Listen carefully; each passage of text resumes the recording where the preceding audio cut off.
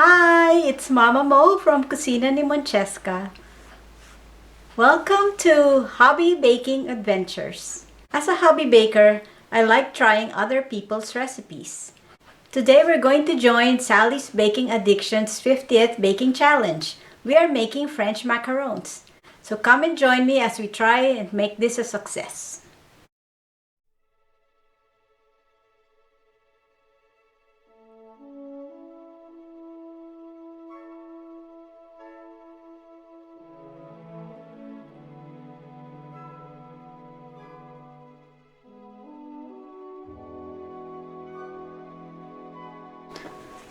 Before we begin, we're going to follow some of Sally's tips. First, we use a glass bowl and wipe it down with vinegar to make sure that it's clean. And we do the same for our hand mixer.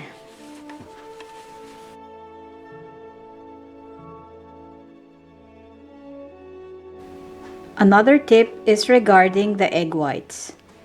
We age the egg whites by separating the egg from the yolk and storing the egg white in the refrigerator for about 24 hours.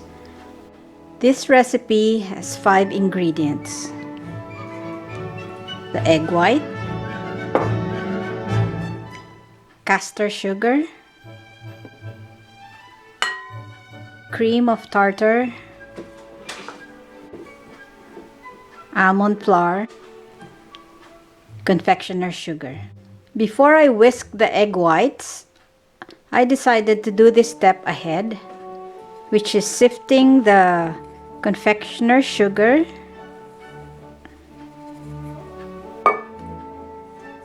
and the almond flour together. So I'm using a spatula to push down the powder, make sure that it goes through the sieve. We are going to set this aside for now. I'm using my hand mixer today. So I put in the egg whites. And we can already add the cream of tartar.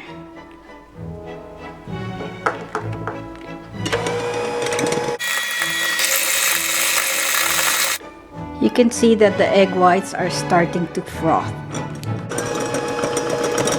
We are now going to add 1/3 of the sugar.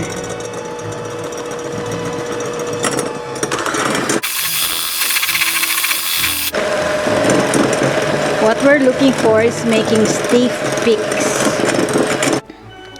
So this is not yet a stiff peak. I would say it's medium peak because it's still bending. So we have to continue beating. Okay.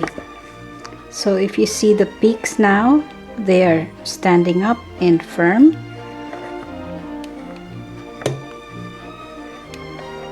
So these are the stiff peaks we're looking for.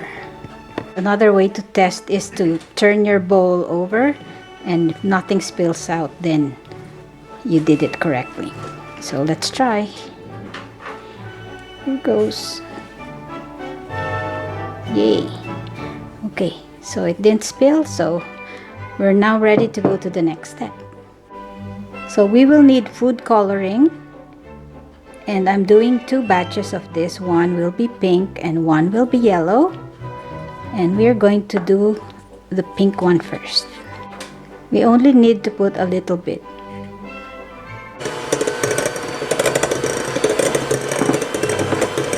Wow, look at that.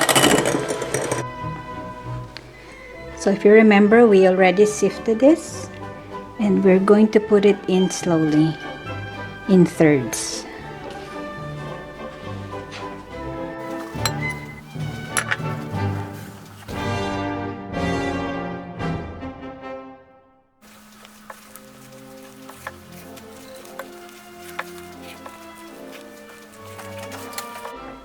Okay, we're going to put in the last of the flour in.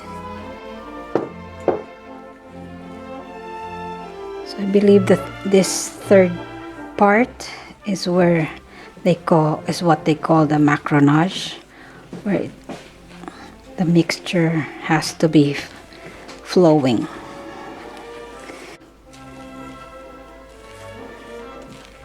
I like the pink color of this. I hope when you bake it, it still keeps this nice pastel color.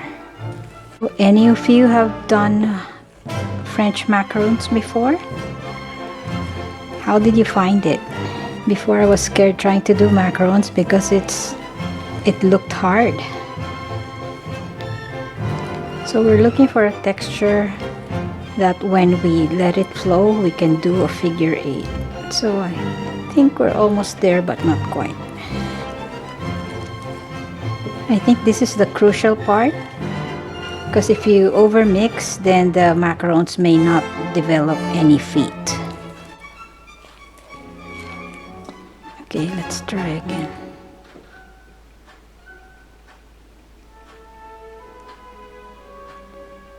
I wonder if that's enough. Maybe just a little more.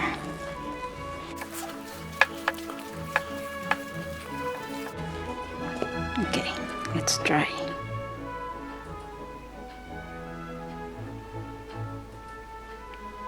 Is that good?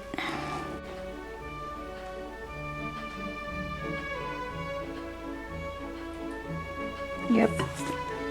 I already prepared this, so this is like a tall glass, and I put the piping bag over it to make it easier to transfer. So earlier I already prepared my baking tray. So what I do is I put it underneath my parchment paper and just trace it so that I can reuse the pattern. So here's our piping bag. I'm just going to show you a few of the round shapes that I'm going to make.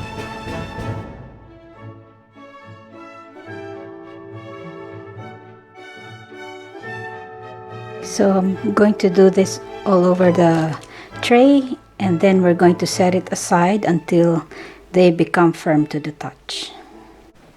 For the pink one, I used a 2A tip, and I found it was too large because the macarons flowed very fast. So for the yellow one, I decided to use a number 12 Wilton tip. So the hole is much smaller and I can control the flow of the macaron. So just pipe it like this and leave some space. So if you see some bubbles, you can just wet your finger with water and just gently push it down. You can also use a toothpick to pop the bubbles. Okay, it's time to check if our macarons have developed a skin.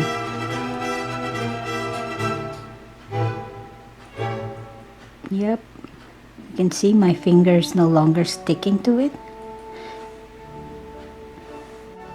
Here are the yellow macarons. Let's check if they have skin as well.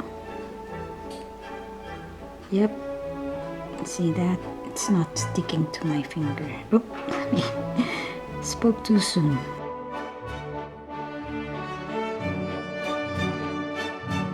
Look, the pink macarons are just out of the oven. Let me give you a closer look. And you can see that they do have feet. So we're going to let them cool on the tray and later pair them up. There's some funny ones I want to show you. So they're not perfect. So like this one, there was a bubble that I didn't catch, so it burst out like that. But that's not a problem, it still tastes good. And this one has a crack, right? But we have a lot more that looks good.